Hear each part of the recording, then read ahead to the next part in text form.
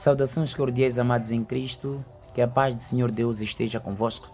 Gostaria de refletir em torno do livro de Atos, capítulo 4, no verso 20. A Bíblia diz o seguinte: porque não podemos deixar de falar do que temos visto e ouvido. A palavra de Deus diz basicamente isto. O livro de Atos dos Apóstolos, nós poderíamos dizer que são as ações que os apóstolos praticaram ou fizeram durante o tempo passado. Quais foram? De acordo com a Bíblia, depois de terem recebido o poder que Jesus havia prometido lá em João 14, que eu rogarei ao Pai, Ele vos dará o outro Consolador. Este Consolador quem é? O Espírito Santo, que o mundo não pode receber. Este Espírito, de verdade, vos há de recordar todas as coisas que eu vos ensinei. João 16. Então, de acordo com a palavra de Deus, Jesus prometeu que o poder desceria. Ele viria para poder se apossar dos homens, dos apóstolos, não é? Para que pudessem levar a mensagem avante. Por outras palavras, para pregar a palavra de Deus, é necessário que você seja apossado pelo poder de Deus. O Espírito Santo deve estar em ti, porque o Espírito Santo é que te impressiona, é que te impulsiona a você poder falar do amor de Jesus Cristo às outras pessoas. Por outras palavras, quando você cala com a verdade, significa que o Espírito Santo não está em ti. Mas quando você sente a necessidade e o desejo de partilhar isto com os outros, quer dizer que o Espírito Santo está e habita na sua vida.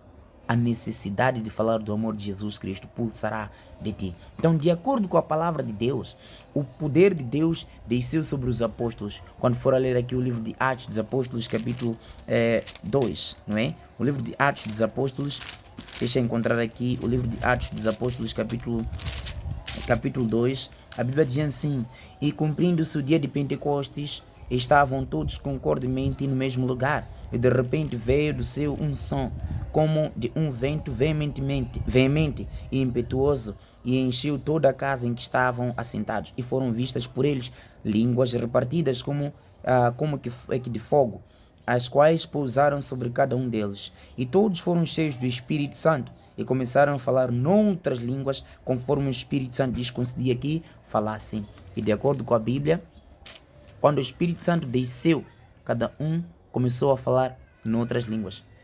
Quais línguas? Será que eram línguas estranhas, como as pessoas têm dito? Porque algumas vezes as pessoas acabam falando de certas coisas sem bases.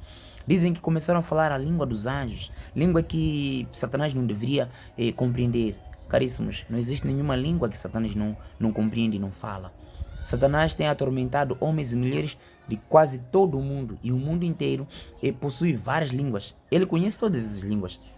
E ele foi expulso, o Lúcifer vivia no céu, foi expulso do céu por causa do comportamento dele desfavorável. Ele vivia lá e comunicava-se com Deus. Em que língua se comunicava? Ele se comunicava na língua que eles utilizavam lá no céu. Então não existe uma língua que você pode falar que Lúcifer não compreende. Não existe. Essa só tem sido uma teoria pentecostal que o inimigo tem estado a colocar no seio das pessoas, para que as pessoas pensem que quando não falam naquelas línguas estranhas, que às vezes nem são línguas estranhas, são simplesmente palavras que saem da boca das pessoas de forma aleatória, as pessoas pensam que aquilo é outra língua, não é? Então o inimigo coloca essas ideias para que as pessoas pensarem que sem fazer isso você não tem o poder do Espírito Santo. Não, não é nada disso. Porque o poder, quando estiver sobre ti, quando estiver na sua vida, ele vai te impulsionar a levar o evangelho para os outros. E você vai fazer de tudo para que a mensagem chegue sem ruídos aos ouvidos dos que devem a ouvir. Então a Bíblia diz que começaram a ouvir, começaram a falar noutras línguas. Veja, quais eram essas línguas? A Bíblia diz o seguinte no verso 5: e em Jerusalém estavam habitando judeus, homens religiosos de todas as nações que estão debaixo do céu. E quando aquele som ocorreu, ajuntou-se uma multidão e estava confusa, porque cada um os ouvia falar na sua própria língua. Os discípulos não falaram línguas estranhas. Eles falaram outras línguas, não é? Que o Espírito Santo lhes concedia que falasse, e cada um começou a ouvir na sua própria língua. E o que acontece nas igrejas atualmente pentecostais é que o líder espiritual, como se diz, o líder espiritual, o ministro, não é, do Evangelho, podemos assim dizer, começa a falar coisas que o povo simplesmente não está a ouvir. Mas aqui a Bíblia diz que eles começaram a ouvir os apóstolos a falar na sua própria língua. Verso 7. E todos pasmavam e se maravilhavam, dizendo uns aos outros: pois que? Não são galileus todos esses homens que estão falando? Como, pois, os ouvimos cada um na nossa própria língua em que somos nascidos? 9. Partos, medos, elamitas e os que habitam na Mesopotâmia, Judeia, Capadócia, Ponto e Ásia, e Frígia e Panfilha, Egito e partes da Líbia, junto a Cirene, e forasteiros romanos, tanto judeus como prosélitos, cretenses, verso 11, cretenses e árabes, todos nós temos ouvido em nossas próprias línguas falar das grandezas de Deus, e todos se maravilharam. Cada um os ouvia falar na sua própria língua. Então não era uma coisa que as pessoas não deveriam ouvir. Não era uma coisa que as pessoas não deveriam ouvir. E nós sabemos que quem separou as línguas foi o próprio Deus. Lá em Gênesis nós encontramos este episódio, lá na Torre de Babel, porque o homem tinha uma ideia a primeira ideia ecumênica, não é? Que nós encontramos lá, que foi cunhada por Nimrod. Deus viu que aquela ideia não seria boa. O homem, de acordo com a orientação de Gênesis, deveria se espalhar pelo mundo inteiro, mas eles preferiram ficar num único lugar, o que Deus não havia orientado. Então aqui não são línguas estranhas, são línguas que aqueles homens daquelas regiões ouviam basicamente os homens a falarem. Não são línguas que aqueles povos não deveriam ou não podiam ouvir. Eles ouviam aqueles homens a falarem na sua própria língua. Então, as ideias que muitas vezes têm sido propaladas pelas pessoas em vários lugares a respeito desta questão têm sido ideias equivocadas, porque não é o que a Bíblia simplesmente nos ensina. Há um outro texto aqui, no livro de 1 de Coríntios, capítulo 14, eu vou ler a partir, poderíamos ler aqui vários versos, mas vou ler a partir do verso 22. O verso 22 diz o seguinte: de sorte que as línguas são um sinal, não para os fiéis, mas para os infiéis. E a profecia não é um sinal para os infiéis, mas para os fiéis. Vou para o verso 26. A Bíblia diz o seguinte: que fareis, pois, irmãos? Quando vos ajuntais, cada um de vós tem salmo, tem doutrina, tem revelação, tem língua, tem interpretação, faça-se tudo para a edificação do corpo de Cristo. Verso 27. E se alguém falar em língua desconhecida, faça-se isso por 2, ou quando muito, 3, e por sua vez haja intérprete. Esta é a orientação de Deus. Tem que haver alguém para poder interpretar. Verso 28. Mas se não houver intérprete, esteja calado na igreja e fale consigo mesmo e com Deus. E fale 2 ou 3 profetas e os outros julguem. Mas se o outro que estiver assentado for revelado alguma coisa, cale-se o primeiro. Porque todos podereis profetizar uns depois dos outros, para que todos aprendam e todos sejam consolados. E os espíritos dos profetas estão sujeitos aos profetas, porque Deus não é Deus de confusão, senão de paz, como em todas as igrejas dos santos. Já imaginou onde se reúnem as pessoas, cada um começa a falar nessas supostas línguas, não é? Cada um começa a falar as suas coisas. Aquilo é um barulho, é uma confusão. E o Senhor Deus não apoia esse tipo de coisas. Abomina. A Bíblia diz que se alguém fala uma língua diferente, uma língua que os outros desconhecem, a Bíblia não diz língua estranha, mas uma língua que os outros desconhecem, tem que haver alguém para interpretar. Se forem muitos, pelo menos 3, para poder fazer a interpretação, porque nós queremos comunicar uma mensagem.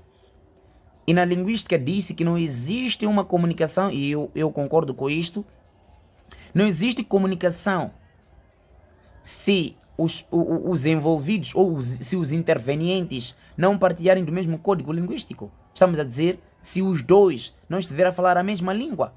Imagine que eu, por exemplo, expresso-me na língua portuguesa diante de alguém que se expressa na língua inglesa e não entende o que estou a falar em português. Eu também não entendo o que a pessoa está a falar ou estiver a falar em inglês. Não haverá comunicação.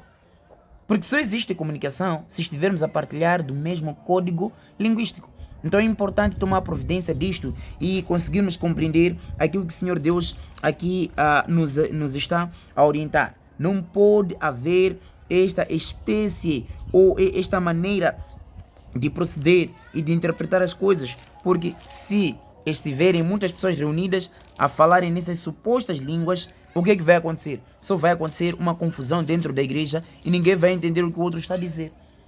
O desejo de Deus é que a gente perceba, compreenda melhor o plano de Deus.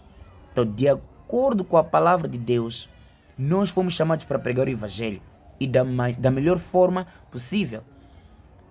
O texto que nós lemos, Atos dos Apóstolos, capítulo 4, verso 20, diz claramente que aquilo acontece numa situação em que os apóstolos, João e outros, estavam presos, não é? Estavam presos. E eles disseram assim, diante dos líderes daquela nação, diante da autoridade, eles disseram, mano, nós não vamos deixar de falar daquilo que nós ouvimos e vimos.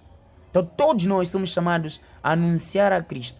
Estamos a ver num mundo complicado hoje, onde falar do amor de Jesus Cristo em certas nações tem sido uma complicação, tem sido um problema. Nações como Coreia do Norte, nações como Coreia do Sul e algumas partes de certas nações da África, não é? Tem sido difícil falar do amor de Jesus Cristo. O mundo inteiro está a lutar de todas as formas para silenciar a voz dos cristãos, para não falar do amor de Jesus Cristo. Nós precisamos de orar pelas nações onde o Evangelho não tem sido propagado. Nações, principalmente nações comunistas, muitas vezes proíbem que as pessoas falem do amor de Jesus Cristo. Talvez alguma coisa lhes incomode quando se fala de Jesus Cristo, porque o nome de Jesus Cristo tem poder. Então nós precisamos de continuar a pregar a palavra de Deus, porque este nome de Jesus Cristo é o único que liberta as pessoas das garras de Satanás. E o mundo precisa de saber disso. É nossa responsabilidade como cristãos apresentar a palavra de Deus ao mundo que está a perecer, a este mundo que hoje não quer saber de Jesus Cristo.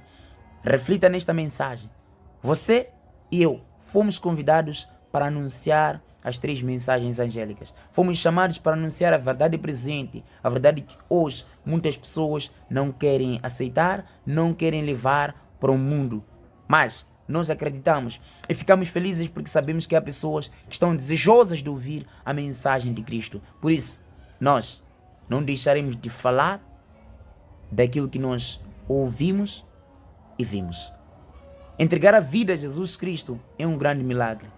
E a maior prova de que Deus existe é este grande milagre que Ele fez na nossa vida, que é de transformar o nosso coração e aceitarmos a Ele como nosso Salvador, pessoal. Que Deus abençoe a todos vocês, abençoe as vossas famílias e até lá. Tchau!